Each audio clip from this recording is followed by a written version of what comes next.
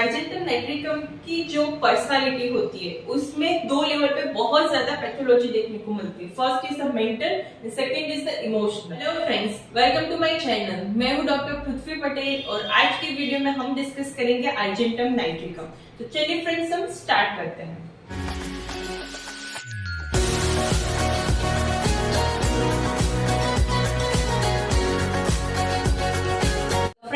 Argentum nitricum argentum nitricum की जो personality होती है उसमें दो लेवल पे बहुत ज्यादा पैथोलॉजी देखने को मिलती है। First is the mental, second is the emotional.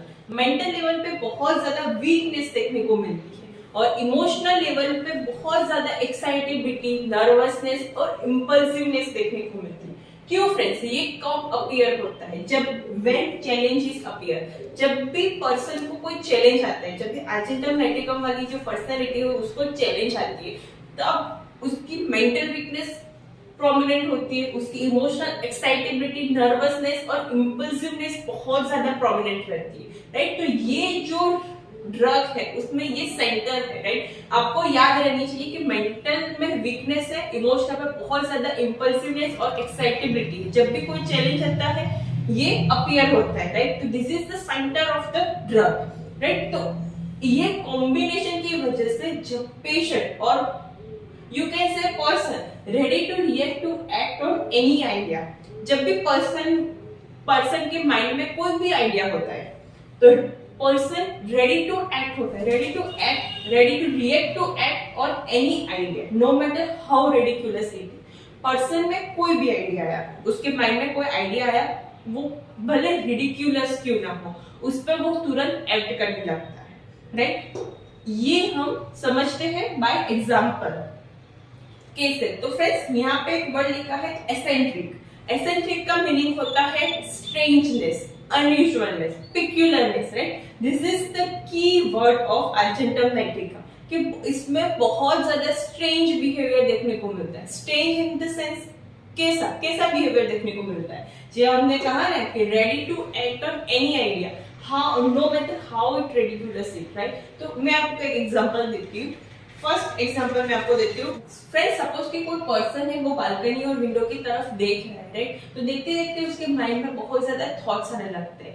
कैसे थॉट? वो इमेजिन करने लगता है कि क्या हो कि मैं ये बालकनी और विंडो से कूद जाऊं तो, और कूद के जब मैं नीचे गिरूं तब कोई कार आती हो और वो कार मुझे क्रश करके ले जाए, राइट? तो ऐसा बहुत ज्यादा थॉट्स आने लगते हैं उसके माइंड में। एक्चुअली ये हुआ नहीं है, राइट? ये उसकी इमेजिनेशन है और उसकी इमेजिनेशन इतनी ज्यादा एक्सटेंडेड हो जाती है कि उसको इम्पल्स आने लगते हैं कि मैं बालकनी और विंडो से कूद जाऊं, right?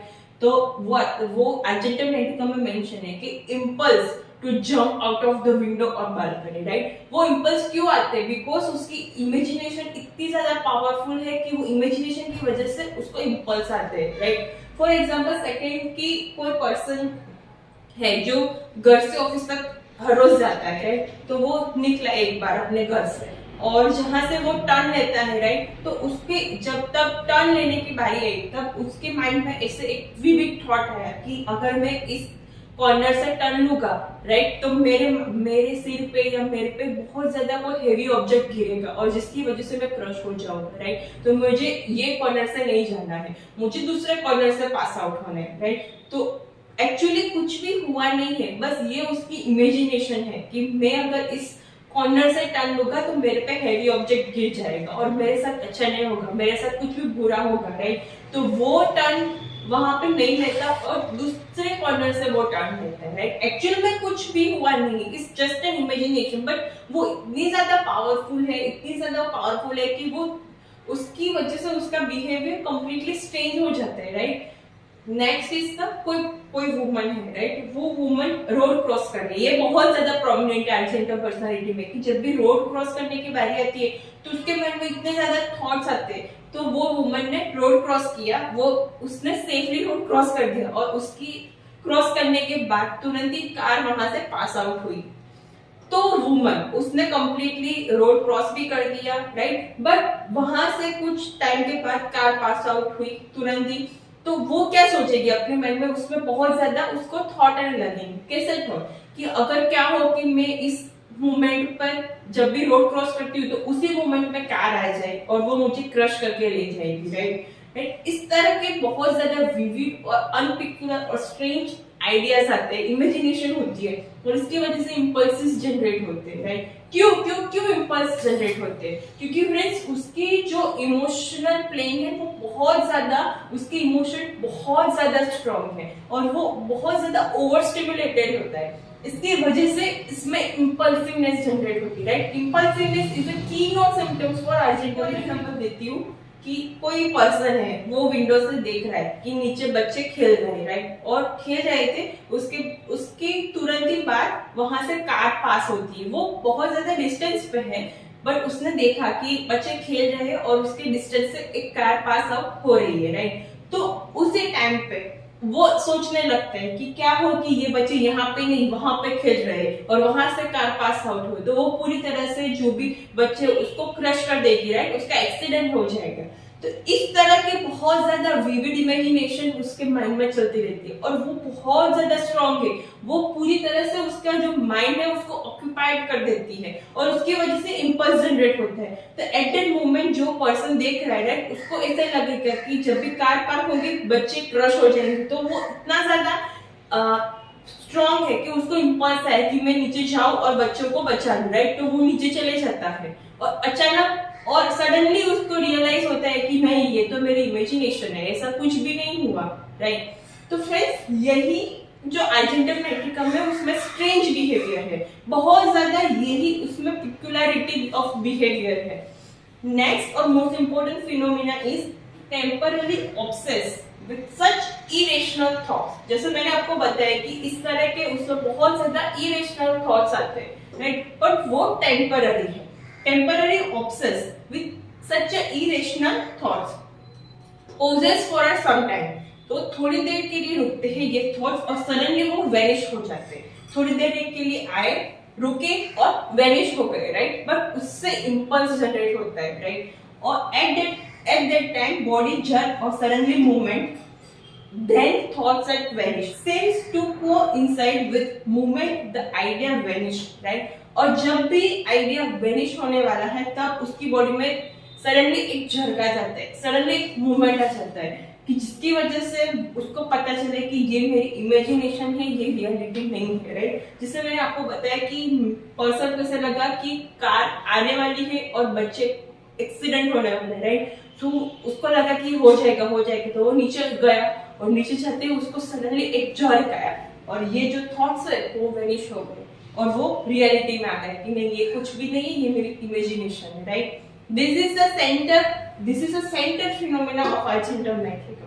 This is the centre. जो भी हमने बोला कि ये मेंटल वीकनेस और इमोशनल एक्साइटेबिलिटी है, उसका कॉम्बिनेशन होने की वजह से ये सब कुछ वैसा स्ट्रेंज बिहेवियर होती है। मैंने आपको बताया कि मेंटल पे बहुत ज्यादा वीकनेस देखने को मिलती है, उसकी वजह से उसमें प्री मैच्योर एजिंग की प्रोसेस होती है। सेनिलिटी बहुत ज्यादा अर्ली आ जाती है, राइट, प्री मैच्योर एजिंग होती है।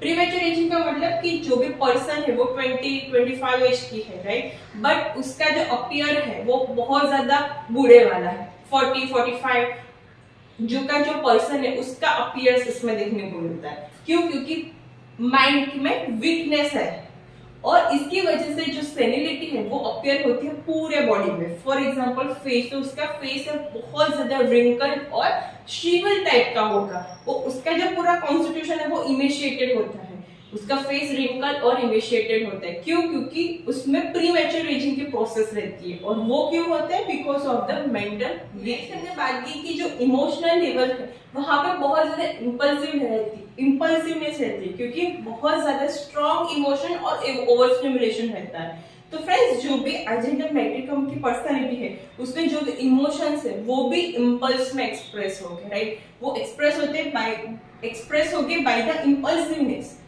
फॉर एग्जाम्पल कोई पर्सन में एंगर है, राइट, तो वो एंगर में कुछ भी करा जाता है, उसको इम्पल्स हुआ कि मैं यहाँ से कूद जाऊं तो वो कूद जाएगा, उसको अंदर से हुआ कि मैं एक चीज तोड़ डालू तो वो तोड़ डालेगा गुस्से में। ऐसा होता है ना, बहुत सारे पर्सन बोलते हैं कि मुझे जब भी गुस्सा आता मेरे में कंट्रोल नहीं रहता, जो भी आया मैं उसको तोड़ देता हूँ, राइट। तो वो क्या है? वो इम्पल्सिवनेस है। उसके जो इमोशन है वो आउट ऑफ कंट्रोल रहते हैं। कोई भी emotion, whether it is anger, fear और लव, वो एक्सप्रेस होते हैं by impulsiveness, right? Impulsiveness is the central idea of argentum nitricum. Next और most important thing is it predicts the time of the death. Friends, repertory में ये rubric है predict the time of the death. तो हमको सिर्फ एकोनेट पता है, but friends argentum मेट्रिकम में भी ये है कि predict the time of the death. Person बोलेगा कि इतने बजेंगे तब मैं मरने वाला हूँ, राइट?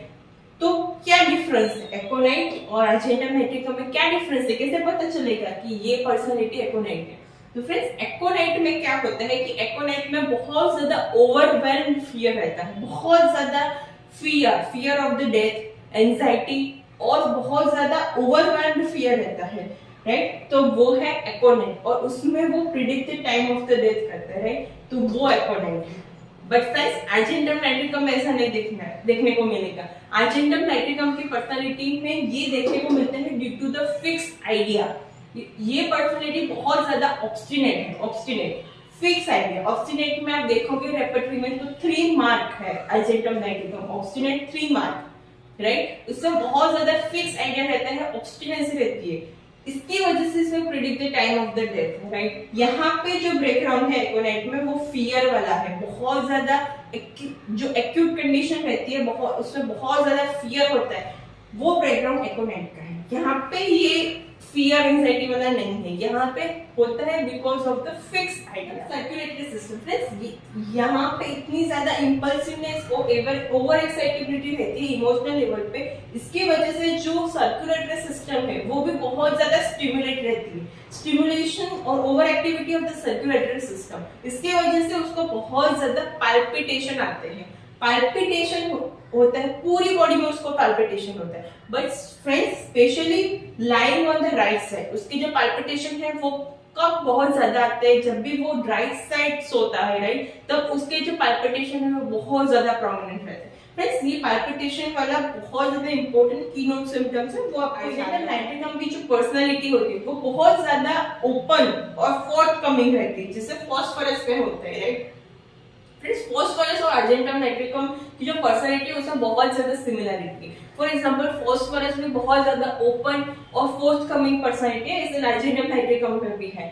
बहुत ज्यादा उसको desire for ice, cold water, cold drink, ice cream रहता है। तो अर्जेंटम नाइट्रिकम में भी ये है, desire for ice, cold drinks और आइसक्रीम, राइट? तो फ्रेंड्स, हमको अर्जेंटम नाइट्रिकम और फास्फोरस को डिफरेंट हाइड। फ्रेंड्स, ये जो पर्सनालिटी है ड्यूरिंग द इंटरव्यू ये हाइड नहीं करती, जो भी है वो बोल देता है, राइट? उसकी जो स्ट्रेंजनेस है उसको हाइड नहीं करती। फ्रेंड्स, ऐसे बहुत सारी रेमेडी होती है जिसमें जो पर्सनालिटी है वो अपनी बात बताते नहीं इंटरव्यू के ड्यूरिंग, वो अपनी जो चीज होती है वो उसको हाइड करते हैं, उसकी हाइडिंग टेंडेंसी रहती है। बट फ्रेंड्स, अर्जेंटम नाइट्रिकम में ऐसा नहीं है, ये जो भी है वो ओपनली बोल देता है, do not hide that strange. को पता है कि उसके माइंड में ऐसे बहुत सारे विविड और अजीब से थॉट्स आते हैं और तुरंत ही चले भी जाते हैं, राइट? तो वो बोलेगा डॉक्टर को मेरे साथ ऐसा होता है, do not hide that strangeness, right? उसकी जो भी होती है प्रॉब्लम वो बताता है। सुपरस्टिशियस, फ्रेंड्स, अर्जेंटम पर्सनालिटी बहुत ज्यादा सुपरस्टिशियस होती है, राइट? जैसे लेकेसिस होती है, लेकेसिस और अर्जेंटम में भी बहुत ज्यादा सिमिलरिटी है। लेकेसिस में बहुत ज्यादा सुपरस्टिशियंस देखने को मिलते हैं, अर्जेंटम में भी देखने को मिलती है। इसमें बहुत ज्यादा फियर ऑफ स्नैक्स होता है लेकेसिस में, तो अर्जेंटम में भी है fear of snack, right? But उसकी इंटेंसिटी लेकेसिस से कम है, बट उसमें प्रोमिनेंट है fear of snack. How argentum nitricum personality evolve? Argentum nitricum की पर्सनालिटी कैसे बनती है? वो जब हेल्दी स्टेट में होता है तो उसका माइंड कैसे रहता है, राइट? और जब भी वो डिजीज कंडीशन में आता है तब उसका माइंड कैसे रहता है? फ्रेंड्स, ये जो क्वेश्चन है हम नेक्स्ट वीडियो में डिस्कस करेंगे। आई होप फ्रेंड्स आपको ये वीडियो बहुत ज्यादा अच्छा लगा और इन्फॉर्मेटिव लगी होगी। अगर फ्रेंड्स आपको ये वीडियो अच्छा लगा है तो इस वीडियो को लाइक करिए, कमेंट में जरूर लिखिएगा कि आपको ये वीडियो कैसा लगा है। हम मिलते हैं नेक्स्ट पार्ट में, तब तक के लिए friends stay safe, stay with homeopathy. Thank you.